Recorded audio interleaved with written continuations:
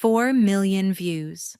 That's how many people watched my younger brother film my car in the parking lot of a high-end Chicago steakhouse during his college acceptance celebration and say, "This is my sister's ride." Pure junk you'd see driven by someone who never finished high school. He zoomed in on my 12-year-old Toyota Camry, laughing the whole time, then posted the clip straight to Facebook. The comments came fast and brutal. "Your sister needs a new life, not a new car." Embarrassing for the family. Who shows up to a celebration in that he liked the worst ones, pinned his favorite to the top, and watched the likes roll in? I'm Angela Fox. I'm 48 years old. I still drive that same Toyota Camry. I buy my clothes wherever the quality is solid and the price makes sense. Sometimes a department store clearance rack, sometimes a small boutique.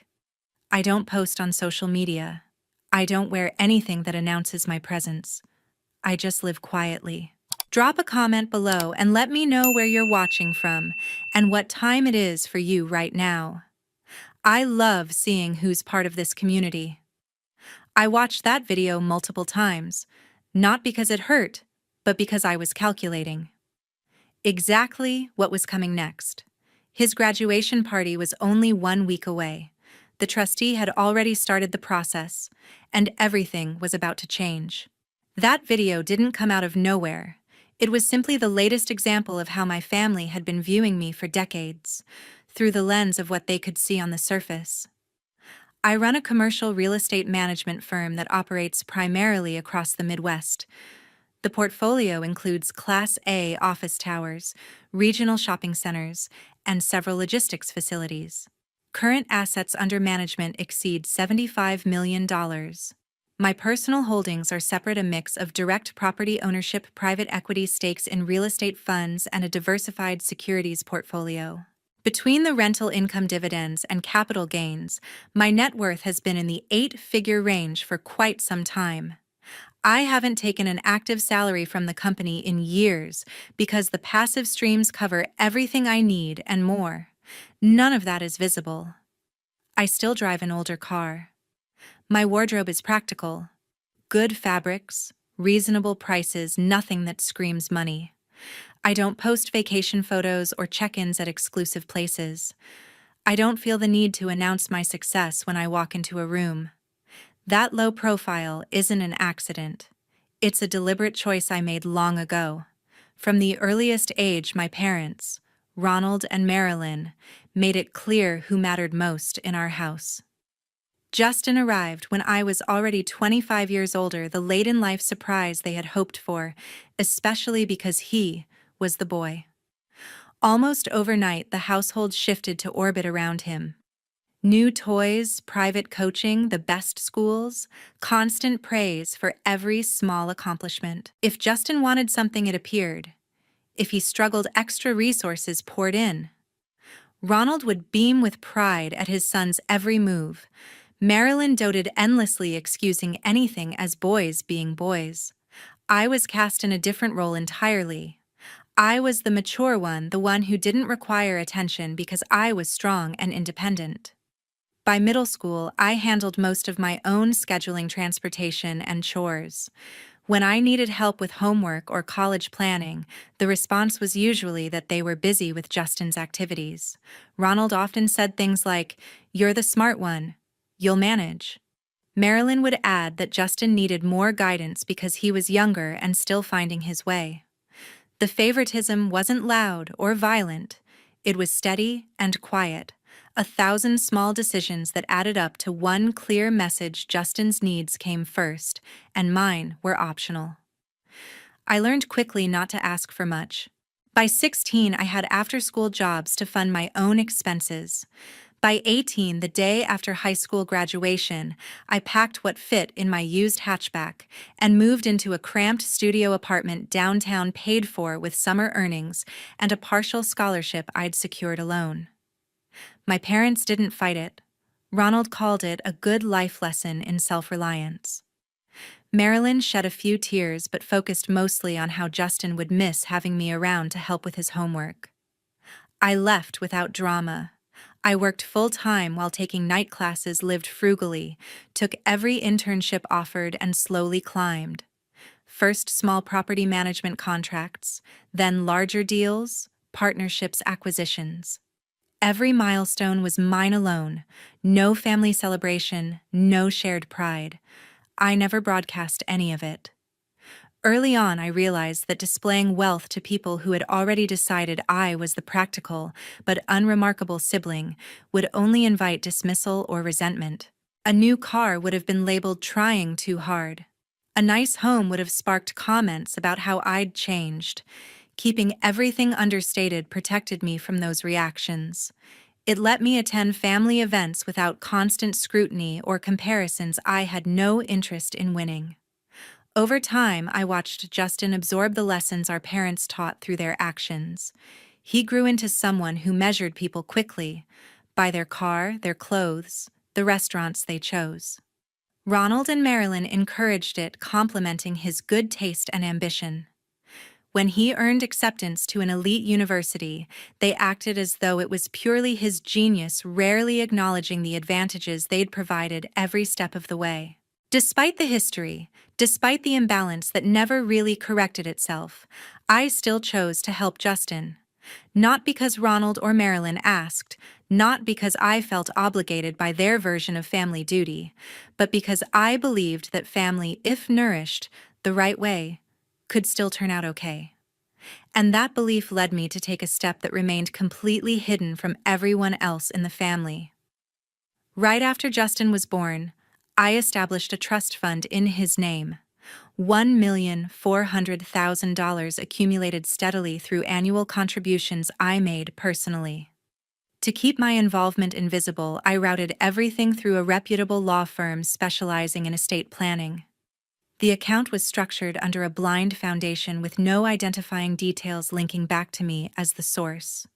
Statements and updates went directly to my parents as guardians during his minority, labeled simply as a family educational trust. Ronald and Marilyn were aware a substantial fund existed for Justin. They spoke about it openly at family gatherings, calling it the family legacy we set aside, or the inheritance account we've been building for his future. They genuinely believed it was a joint effort from their own savings, perhaps supplemented by some distant relative's contribution they'd forgotten about. They never dug deeper because the balance increased reliably each year without requiring anything from them. It fit perfectly into their narrative of good parenting, and they accepted the vague explanations from the law firm without question. In reality, I was the only contributor. Every deposit, every growth increment came exclusively from my income and investment returns. No one else added a cent.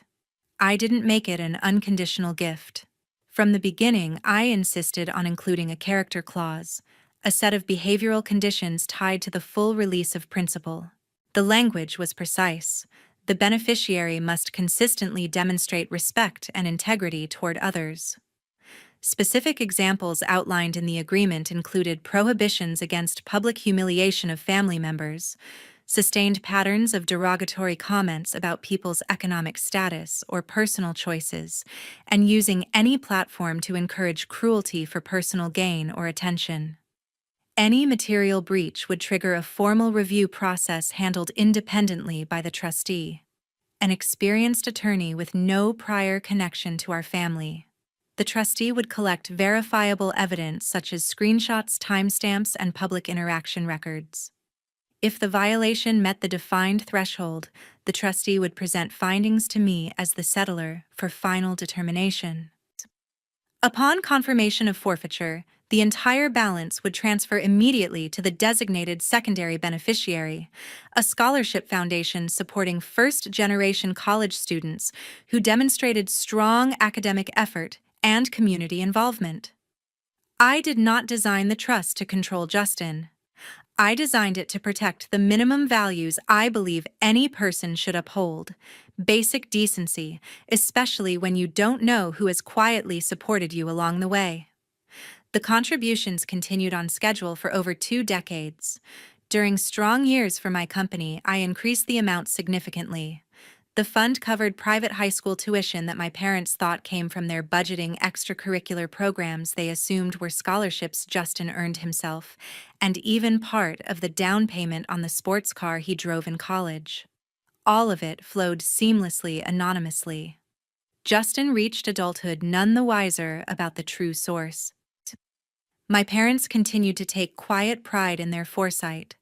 I stayed silent, watching from a distance as the balance approached the release threshold. Then one morning, several weeks after the Facebook post exploded, my phone rang while I was reviewing quarterly reports. The caller ID showed Norman Hale, the trustee I had appointed from the start, because of his reputation for absolute impartiality and attention to detail. "Angela," he began, his tone measured and professional. "I need to bring something to your attention regarding the trust." He explained that the standard monitoring protocol, quarterly reviews of public mentions involving the beneficiary and family, had flagged Justin's recent activity. The video post, combined with his active engagement in the comments section, qualified as a clear instance of the prohibited conduct outlined in the character clause. Norman walked me through the documentation he had already compiled, high-resolution captures of the original clip transcripts of Justin's replies, encouraging harsher comments, records of likes on particularly cruel responses, and metrics, showing sustained interaction over multiple days. He noted the scale, millions of views and shares, as amplifying evidence of intent to publicize the disparagement. Based on the explicit examples in Section 4, he said this constitutes a material breach.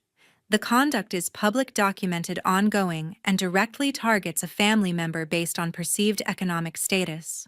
My independent assessment is that the provision has been violated. He outlined next steps calmly. If I chose to proceed, I would provide written authorization.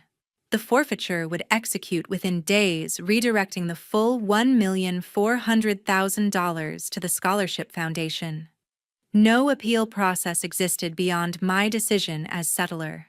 I asked for clarification on a couple of procedural points: timeline for transfer notification requirements, tax implications for the secondary beneficiary.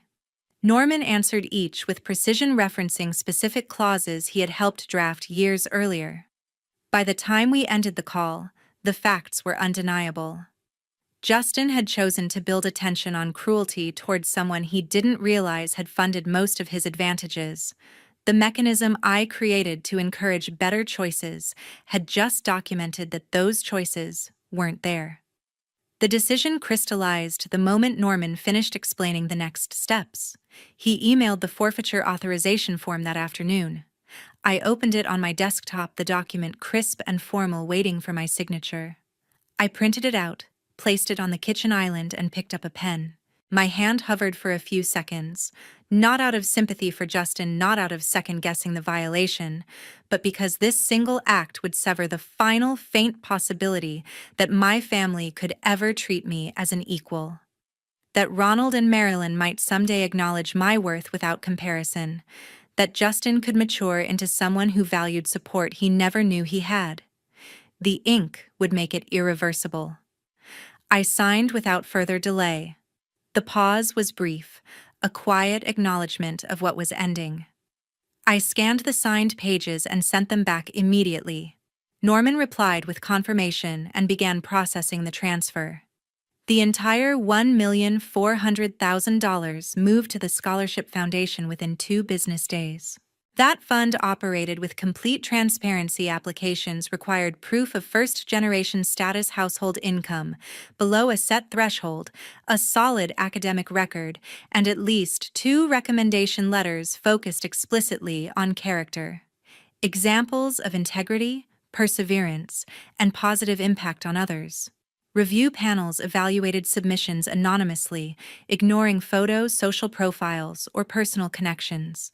Awards paid full tuition fees, books, and a modest living stipend, ensuring recipients graduated debt-free. The sudden influx would cover 15 additional students for 4 years each. While the funds redirected silently, the rest of the family carried on planning as though everything remained on track. Justin's graduation loomed closer and excitement built steadily. Marilyn called frequently with updates, potential venues, color schemes, catering quotes. Ronald offered opinions on the bar setup, eager to contribute his expertise. Justin shared mock-ups of the invitations and guest list drafts, asking for input on who to include from the extended side. They chose the premier private dining space at a renowned downtown Chicago steakhouse, the one with white tablecloths, sommelier service, and a reputation for hosting power lunches. The room accommodated large parties comfortably with floor-to-ceiling windows overlooking the river, custom lighting options, and a dedicated entrance for privacy. The menu featured premium dry-aged steaks, lobster tails, truffle sides, and a tiered cake from a high-end bakery. A mixologist was booked to create custom cocktails named after Justin's university mascot. Decor included elegant floral arrangements in school colors, framed photos from his college years on display tables, and a large banner congratulating the graduate. The invitation list reached 150 names: classmates, fraternity brothers, former teammates, cousins, aunts, and uncles, plus a handful of LinkedIn connections Justin thought might prove useful later. Ronald wrote the check for the deposit without hesitation, commenting often about how proud he was to give his son a proper send-off. Marilyn managed the details meticulously: table assignments, dietary requests, even coordinating a slideshow of Justin's highlights to play during dessert. A formal invitation arrived at my door shortly after the venue was locked in: thick cream stock gold foil lettering addressed in Marilyn's neat script. Tucked inside was a handwritten card. "It would mean so much to have you there for Justin's special night. We're all so proud, and family moments like this are important." I left it on the hallway table for several days, weighing whether to attend. Staying home would have been simpler. No awkward conversations, no forced smiles. But part of me needed to witness the event firsthand, to observe how far they would go in celebrating someone who had just forfeited everything through his own actions. I replied that I would come. On the evening of the party, I chose an outfit similar to what I wore to most family functions: tailored black trousers, a silk blouse in a neutral tone, low heels, minimal accessories. Nothing flashy, nothing new. I drove the Toyota Camry that had sparked the whole chain of events, found a spot in the public lot nearby, and walked over alone with a simple card containing a bookstore gift certificate. The private room buzzed when I stepped in. Guests milled about with drinks in hand. Servers offered trays of mini crab cakes and prosciutto-wrapped asparagus. Ronald stood near the door, shaking hands, looking sharp in a tailored blazer. Marilyn circulated with a bright smile, guiding people toward the bar or their assigned seats. Justin was the center of attention near a high-top table, laughing loudly with a group of friends already toasting his future. No one mentioned my arrival outfit or how I got there. The focus remained firmly on the graduate. The night was still young. The energy in the private dining room peaked right after the entrees were cleared. Justin looked every bit the successful graduate in his custom navy suit tie, knotted perfectly, hairstyled just so. He strode confidently to the podium set up near the riverview windows, grabbing the microphone with the ease of someone used to attention. The chatter died down quickly as guests turned their seats toward him, phones already half raised for photos. He started with a wide smile. "I want to thank the two people who made all of this possible: my mom and dad." He gestured toward Ronald and Marilyn, who sat at the head table looking proud. Ronald lifted his glass in acknowledgement, chest puffed slightly. Marilyn pressed a hand to her heart, eyes shining. "You've supported me every step," Justin went on, voice warm. "From Little League to late-night study sessions, you were always there. And now, with graduation official, I'm finally getting access to that big family trust we've been talking about forever." He paused for effect, grinning wider. "Let's just say the future's looking pretty comfortable, maybe even private jet comfortable." Laughter rippled through the room, followed by enthusiastic applause. Friends cheered loudest, whistling and raising their drinks. Relatives joined in with hearty claps. Ronald chuckled deeply, nodding to nearby guests, as if confirming his son's bright prospects. Marilyn dabbed at happy tears, mouthing, "That's my boy," to a cousin beside her. Justin stepped down amid more cheers, accepting backslaps and hugs as he made his way back to the bar area. I remained at my table toward the rear, sipping water, observing the scene without joining the excitement. Then the side door to the room opened precisely on schedule. Norman Hale entered without fanfare, gray suit, impeccable leather portfolio held firmly face, expressing nothing but professional calm. He walked straight to the center of the floor, positioning himself where Justin had stood moments earlier. The noise level dropped noticeably as people registered the unexpected arrival. A few guests exchanged glances. Someone near the front whispered, "Who's that?" Norman waited until the room quieted further, then spoke clearly into the lingering hush. "Good evening, everyone. My name is Norman Hale, and I serve as independent trustee for the educational trust established for Justin Fox." Murmurs started immediately. Justin, halfway through a toast with friends, lowered his glass and turned around. Ronald's brow furrowed deeply. Marilyn leaned forward, confusion evident. Norman opened his portfolio and began reading from the document in a measured, audible tone. "Under the terms of the trust agreement, a forfeiture review has been completed.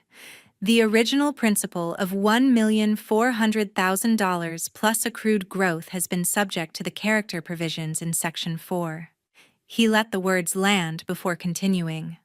"Those provisions mandate consistent behavior reflecting respect and integrity toward others.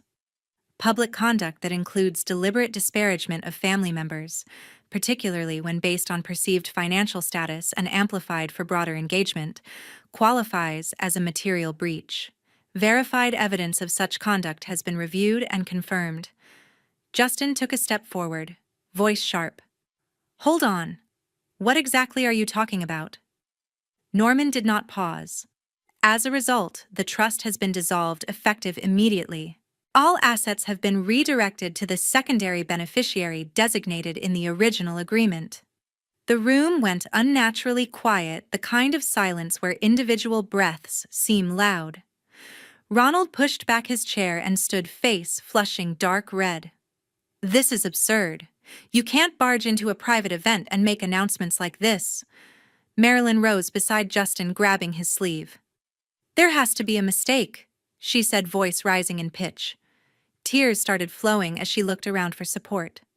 Norman remained composed. The process followed the exact protocol outlined in the governing document. "No error has occurred." Then he delivered the revelation I had instructed him to include verbatim. "The settler of the trust, the individual who contributed every dollar from the date of Justin's birth to the present, is Angela Fox." All eyes swung to me. I met them steadily from my seat, hands folded in my lap. For a long moment, no one spoke. Then the dam broke. A woman at a nearby table whispered to her husband, "What's going on here?" Two of Justin's fraternity brothers exchanged wide-eyed looks before one asked loudly across the tables, "Wait, what does this actually mean?" Another guest near the bar muttered audibly, "Is this real or some kind of joke?" Phones emerged everywhere. Lifted high cameras activated recording from every angle. The soft clicks and glow of screens became constant. Someone started live streaming openly. Ronald advanced several steps, pointing at Norman. "You have no right to destroy my son's night with this garbage. We'll have lawyers on this tomorrow." Marilyn pulled Justin into a protective embrace, sobbing now. "How could you?" she cried in my direction. "On his graduation. How could you be so cruel?" Justin stood rigid, color drained from his face. "Angela, it was you." The whole fund whispers escalated into overlapping questions. "She funded everything. I thought it was their parents' money. Did he really lose it all?" The celebratory mood evaporated completely. The elegant space moments ago filled with laughter and clinking glasses now felt like a tense courtroom. Servers froze along the walls, unsure whether to continue service. The bartender stopped mid-pour. Floral centerpieces and graduation banners suddenly seemed out of place against the charged atmosphere. A few guests shifted uncomfortably, debating whether to stay or slip out. Others leaned in, captivated by the unfolding drama. Phones kept rolling, capturing every reaction. Ronald's fury, Marilyn's tears, Justin's shock. Norman closed his portfolio calmly. The matter is concluded. Documentation is available to the beneficiary upon request. I will see myself out. He nodded once in my general direction and exited the way he came, leaving the room in stunned disarray. The revelation hung thick in the air, reshaping everything that had come before it. I stood up slowly and started walking toward the center of the room. Guests moved aside without being asked, creating a clear path between the tables. Phones tracked my every step, lenses pointed directly at me. The low buzz of conversation faded further as more people noticed the shift. I stopped several feet from where Justin, Ronald, and Marilyn stood together, close enough for my words to carry to them and the nearest tables without shouting. Justin found his voice first, the words tumbling out in a rush. "Angela, come on. It was just a joke. I didn't mean anything by it." He searched my face for some sign of softening, hands open in a pleading gesture. A couple of his friends hovered behind him, looking uncertain whether to intervene or stay back. Ronald moved forward half a step, placing himself partially between me and Justin like a shield. "You're ruining your brother's entire future," he said sharply, voice thick with anger. "Over one dumb social media post. This is vindictive, and you know it." Several relatives at nearby tables nodded, murmuring agreement loud enough to be heard. Marilyn gripped Justin's sleeve tightly, tears rolling down her cheeks. "You've always resented him," she said, voice breaking. "Ever since he was born. And now you choose tonight to take everything away." Her accusation echoed slightly in the hushed space, drawing sympathetic looks from guests who only knew the surface story. I let their words settle for a few seconds, looking at each of them in turn. Justin's panic, Ronald's outrage, Marilyn's wounded expression. The room held its collective breath. Then I spoke, tone steady and low. "Resented him," I said. "I paid every semester of Justin's university tuition, the prestigious one you told everyone he earned through hard work and your guidance. I covered the full cost of his private high school years that you passed off as careful saving on your part. I put down the bulk of the payment for the sports car he's parked outside tonight, the one you both praised as such a smart adult purchase." I paused briefly, watching the impact register. Spring break trips to Europe, the latest gaming laptops, the academic scholarships he thought came from the school. Those were me. Every time. Not $1 from either of you, even though you let everyone believe it was family money you'd built together. Soft gasps spread outward from the front tables. A few guests leaned back in shock. Someone whispered I had no idea clearly enough for others to hear. Justin stared at me, mouth slightly open, unable to form a response. The earlier bravado had drained away completely. Ronald opened his mouth to object, but I continued before he could. "You raised him to judge people by what they display, the car, the clothes, the lifestyle. You reinforced it every time you dismissed my choices as not ambitious enough or too plain. You taught him that quiet achievement doesn't count unless it's loud and visible." Marilyn's crying slowed to uneven breaths as she processed the list of contributions. I turned my attention fully to Justin. "You decided to grow your online image by publicly mocking someone you assumed had less. You invited strangers to laugh at my expense, never imagining that person had quietly carried most of your advantages. Then, to Ronald and Marilyn. And you enabled every bit of it. The comparisons, the favoritism, the assumption that I didn't need recognition because I was the strong one. You made sure he never had to question where good things came from." The room remained silent except for occasional shifts in chairs and the faint sound of recording devices. Phones stayed up, capturing everything. Justin tried again, voice small. "I really didn't know it was you. Please. We can work this out. Ronald recovered enough to bluster. There has to be an appeal process or something. Marilyn extended a shaking hand toward me. Don't tear the family apart. Not like this. I shook my head. No appeals, no second chances after the choice was made so publicly. I drew a slow breath, feeling decades of unspoken resentment resolve into clarity. I'm not the one abandoning family tonight, I said loud enough for the immediate circle to hear plainly. I'm simply stopping my protection of the unfairness that's existed far too long. I turned away, then walking back through the aisle that had formed. Guests stepped aside quickly, some avoiding eye contact, others watching openly as I passed. No one spoke to stop me. A few recording lights followed until I reached the exit. I pushed open the door and stepped into the cooler air of the lobby without glancing back. Outside, the city's sounds felt distant. Valet attendants stood quietly near their station.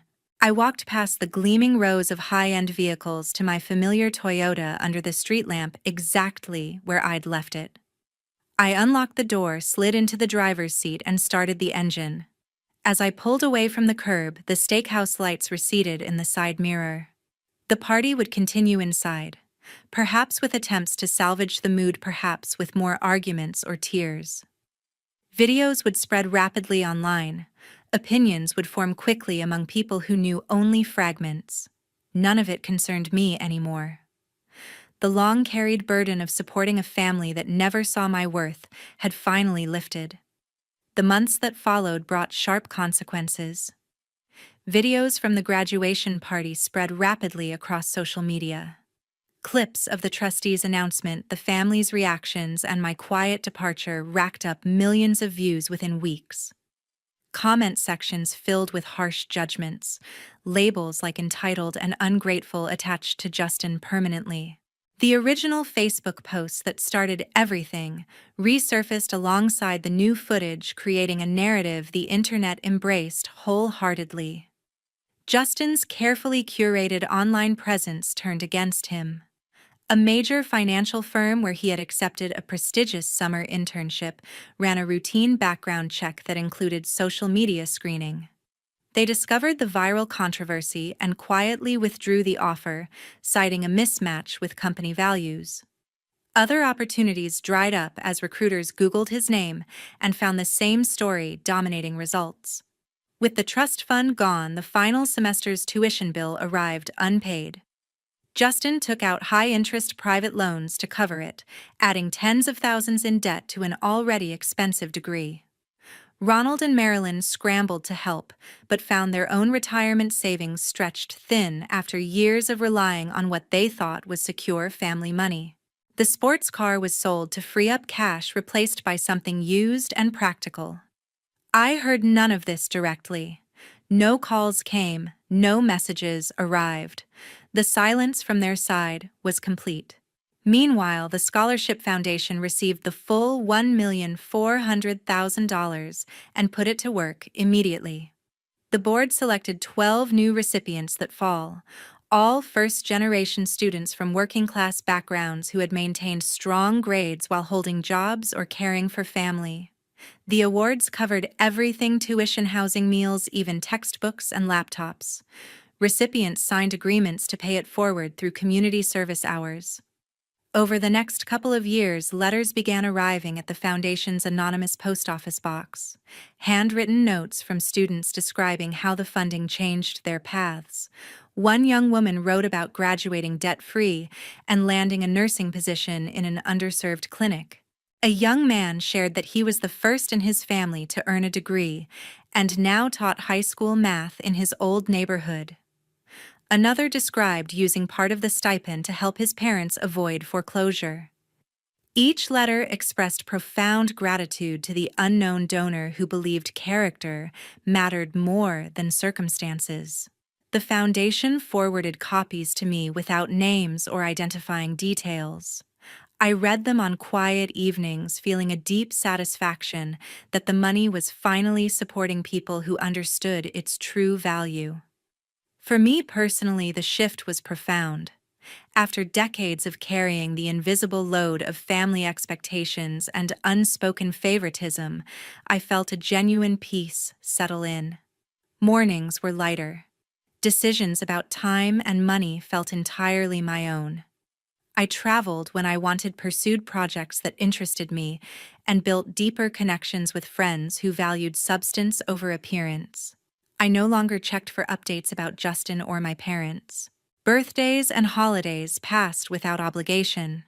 The old ache of hoping for fairness faded into acceptance that some relationships cannot be fixed when one side refuses to see the imbalance. Kindness has limits, and peace arrives when we stop pouring energy into bonds held together only by unfairness.